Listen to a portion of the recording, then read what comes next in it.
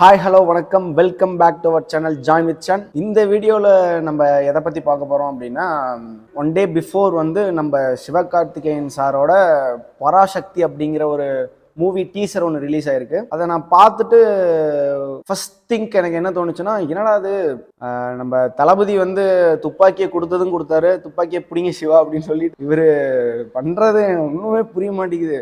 நடக்கிற ஸ்டைல்லேருந்து பண்ணுற ஆட்டிடியூட்லேருந்து எல்லாமே அப்படியே இருக்கே.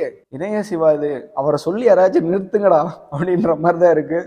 ஏன் அப்படி சொல்கிறேன்னா, இந்த டீசரில் நிறைய மாஸ்டர் படத்தோட ரெஃபரன்ஸ் ப்ளஸ் தளபதியோட ரெஃபரன்ஸ் இருக்குது. என்னடா சொல்கிறேன் அப்படின்னு கேட்டிங்கன்னா, நீங்கள் பார்த்துருப்பீங்களா இல்லையான்னு தெரியல, நான் நோட் பண்ணதை நான் உங்ககிட்ட சொல்கிறேன். ஃபர்ஸ்ட்டு இன்ட்ரோவில் எப்படி காட்டுறாங்க அப்படின்னா, ஒரு டோர் ஓப்பன் பண்ணி சிவகார்த்திகேயன் சார் ஒரு டோர் ஓப்பன் பண்ணி உள்ளே என்ட்ரன்ஸ் ஆகிற மாதிரி காட்டுவாங்க.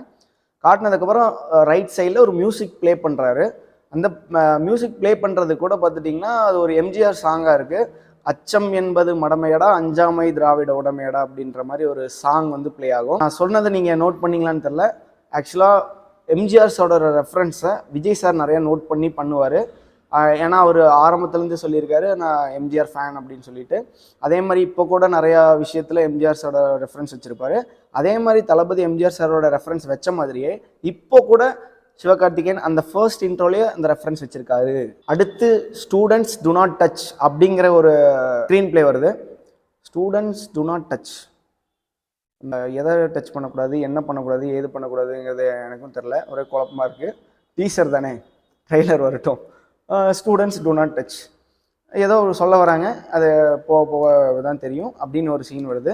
இன்னொன்று என்னென்னா, சேம் மாஸ்டர் மூவியில் இருந்த மாதிரியே இவரும் ஒரு காலேஜ் ஸ்டூடெண்ட்டாக இருக்கலாம் அல்லது ஒரு ப்ரொஃபஸராக இருக்கலாம் அப்படின்ற மாதிரி தான் அந்த டீசரில் வந்து காட்டப்படுது. நெக்ஸ்ட் வந்து ஒரு பிளாஸ்டாக ஒரு அதர்வா இன்ட்ரோ கொடுக்குறாங்க. ரொம்ப நாள் கழித்து ஒரு அதர்வாவை வேறு மாதிரி ஒரு ஸ்டூடெண்ட்டாக பார்க்குறோம். சீரியஸ்லி அந்த அந்த கேரக்டர் வந்து ஹார்ட் டச்சிங்காக இருக்க போதுன்னு நான் நினைக்கிறேன்.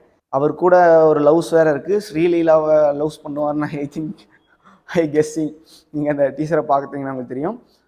அது இல்லாமல் அது ஒரு மெயின் கேரக்டராக இருக்கும், மெயின் ரோலாக இருக்கும் அப்படின்னு நான் நினைக்கிறேன். அப்புறம் அதர்வா வந்து ஒரு ஃபைட் பண்ணுற மாதிரி ஒரு ஹாக்கி ஸ்டிக் எடுத்துகிட்டு குடுன்னு ஓடுவார். ஓடினதுக்கப்புறம் ஏதோ ஒரு ஃபைட்டு சீக்வன்ஸ் நடந்திருக்க மாட்டிருக்கு. அடுத்து ஸ்ரீலீலா வந்து காப்பாற்றுற மாதிரி ஒரு சீன் வச்சுருப்பாங்க. அந்த கார் பார்த்துட்டிங்கன்னா எக்ஸாக்டாக மாஸ்டரில் தளபதி வர காரே தான், கொஞ்சம் கூட டிஃப்ரென்ஸ் இல்லை. நீ வேணால் பாருங்கள். அதே கார் எடுத்துகிட்டு ஸ்ரீலீலா வந்து காப்பாற்றுற மாதிரி ஒரு சீன் வரும். இந்த ரெஃபரன்ஸ் வச்சு தான் சொல்கிறேன், நிறையா விஷயங்கள் வந்து தளபதியோட மேட்ச் ஆகுது. ஏன் அப்படின்னா, அவர் துப்பாக்கி வந்து சிவாகிட்ட கொடுத்துட்டு போயிட்டாரு, அதனால தான், வேற ஒன்றும் இல்லை. நெக்ஸ்ட் வந்து ஒரு பயங்கரமான ஒரு இன்ட்ரோ, மாஸ் இன்ட்ரோ, வேற லெவல் இன்ட்ரோ. நம்ம ஜெயம் ரவி, சாரி அவரை ஜெயம் ரவின்னு சொல்லக்கூடாது, ரவி மோகன்னு சொல்லுங்கள், இல்லைனா ரவின்னு சொல்லுங்கன்னு முன்னாடியே ஒரு இன்டர்வியூ கொடுத்துருப்பாரு. இப்போ வந்து அதே மாதிரி தான் ஜெயம் ரவின்னு போடல, அவரை ரவி மோகன் அப்படிங்கிறது தான் மென்ஷன் பண்ணியிருக்காங்க. அதனால ஜெயம் ரவின்னு யாரும் சொல்லாதீங்க, நானும் சொல்லலை. ரவி மோகன் அப்படிங்கிற ஒரு இன்ட்ரோ வந்து வெறித்தனமாக வேற லெவலில் ஒரு பிளாஸ்டாக இருக்க போது. ஆக்சுவலாக ஒரு ஹீரோ நடித்ததை விட வில்லனை நடிக்கிறது பயங்கரமாக இருக்குங்கிறது எல்லாத்துக்குமே தெரியும். ஏன்னா போகன் படத்தில் ஒரு மாதிரி பயங்கரமான ஒரு கேரக்டர், சின்ன ஒரு கேரக்டர்லேயே அவரோட ஆக்டிங் லெவல் உங்களுக்கு தெரியும். எனக்கு தெரிஞ்சு இந்த மூவியில் அவரோட கேரக்டர் பெருசாக பேசப்பட போகுதுன்னு நான் தெளிவாக சொல்கிறேன். நீங்களும் அதை நோட் பண்ணி வச்சுக்கோங்க. அதுக்கப்புறம் இன்ட்ரோ கொடுத்ததுக்கப்புறம் ரவி மோகன் வந்து உள்ள என்ட்ரன்ஸ் ஆனதுக்கப்புறம் யாரையோ வெறித்தனமாக ஒரு கோவத்தில் ஒரு கொடூரமாக ஷூட் பண்ணிட்டு இருக்காரு. யாரடா ஷூட் பண்ணுறாரு அப்படிங்கிற மாதிரி நமக்கு யோசிப்போம். ஆனால் ஃபர்ஸ்டே அதை வந்து காட்டியிருப்பாங்க. அந்த கன் வந்து எடுக்கும் போது சிவகார்த்திகேயனோட ஃபேஸ் வந்து பாதி கவராக இருக்கும். அதுக்கப்புறமும் காட்டியிருப்பாங்க. ஷூட் பண்ணதுக்கப்புறம் அந்த ஸ்கார்ஃப் எடுக்கும் போது அவரோட ஃபேஸு நல்லாவே தெரியும். கண்டிப்பாக நீங்கள் கண்டுபிடிச்சிடலாம் அது சிவகார்த்திகேயன் தான் அப்படின்னு. அதுக்கப்புறம் ஒரு கிட்டத்தட்ட ஒரு ஆயிரக்கணக்கான ஸ்டூடெண்ட்ஸ் கீழே நின்றுக்கிட்டு சிவகார்த்திகேயன் டாப்பில் நின்றுட்டு ஒரு வார்த்தை சொல்லுவார், சேனை ஒன்று தேவை அப்படின்னு சொல்லி ஒரு வைடு ஷாட் ஒன்று வச்சுருப்பாங்க. அது ஒரு பயங்கரமான ஒரு டைலாகாக தான் இருக்குது. அதுக்கப்புறம் ஒரு க்ளோஸ்அப் ஷாட் வச்சு பெருஞ்சேனை ஒன்று தேவை அப்படிங்கும் போது நமக்கே ஒரு கூஸ் பம்ப்ஸ் ஆகுது. ஆக்சுவலாக அது நல்ல சீன், நல்லா இருக்குது. வித்தியாசமாக ஏதோ ட்ரை பண்ணியிருக்காங்க. கண்டிப்பாக அந்த படம் வந்து ஒரு பெரிய மாஸ் ஹிட்டாக தான் இருக்க போகுது. ஏன்னா பெரிய பெரிய ஆக்டர்ஸ் அண்டு இதோட கதை மாற்றம் கொஞ்சம் டிஃப்ரெண்ட்டாக இருந்தாலும் டீசர்லேயே நம்மளால் புரிஞ்சுக்க முடியுது இது ஒரு வித்தியாசமான ஒரு கேரக்டர், வித்தியாசமான ஒரு ஸ்டோரியாக இருக்க போகுது அப்படின்னு. இந்த மூவியில் வந்து கண்டிப்பாக நான் வந்து எதிர்பார்க்கறது என்னன்னா ரவி மோகனோட வில்லனிசம் தான்.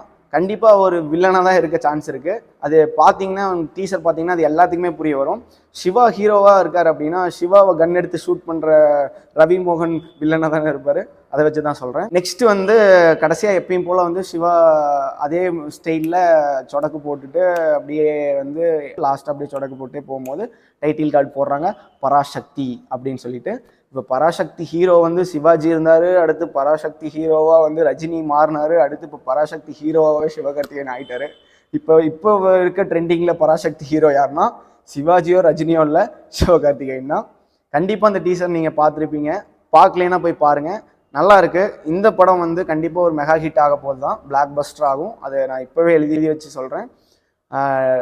இந்த டீசரை பார்த்துட்டு நான் சொன்ன ரெஃபரன்ஸில் ஏதாவது தப்பு இருந்தாலோ இல்லை நீங்கள் ஏதாவது ஃபைன் பண்ணிவிட்டு நான் மிஸ் பண்ணாலோ அதை கண்டிப்பாக கமெண்ட் செக்ஷனில் கமெண்ட் பண்ணுங்கள்.